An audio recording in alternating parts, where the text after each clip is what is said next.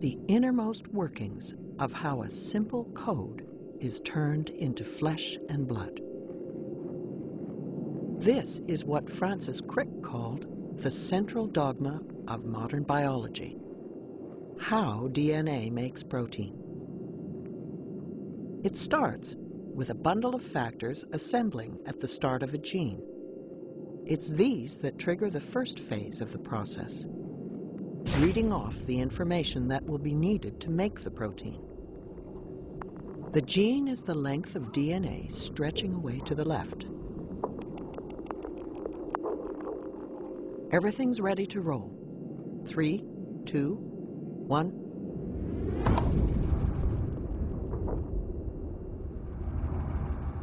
The blue molecule racing along the DNA is reading the gene.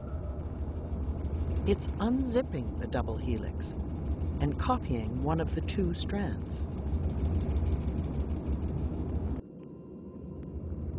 The yellow chain snaking out of the top is a copy of the genetic message, and it's made of a close chemical cousin of DNA called RNA. The building blocks to make the RNA enter through an intake hole. They are matched to the DNA, letter by letter, to make an exact copy of the A's, C's, G's, and T's of the gene. The only difference is that in the RNA copy, the letter T is replaced with a closely related nucleic acid known as U. You are watching this process, called transcription, in real time. It's happening right now in almost every cell in your body. When the RNA copy is complete, it snakes away from the nucleus and into the outer part of the cell.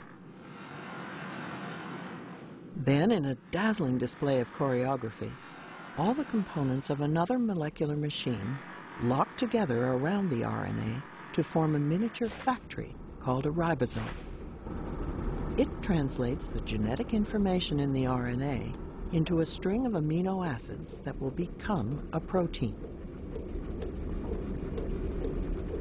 Special transfer molecules, the green triangles, bring each amino acid to the ribosome. The amino acids are the small red tips attached to the transfer molecules. There are different transfer molecules for each of the 20 amino acids. They all carry a specific 3-letter code that will be read by the machine. Now we come to the heart of the process. Inside the ribosome, the RNA is pulled through like a tape. The code for each amino acid is read off, 3 letters at a time, and matched to 3 corresponding letters on the transfer molecule.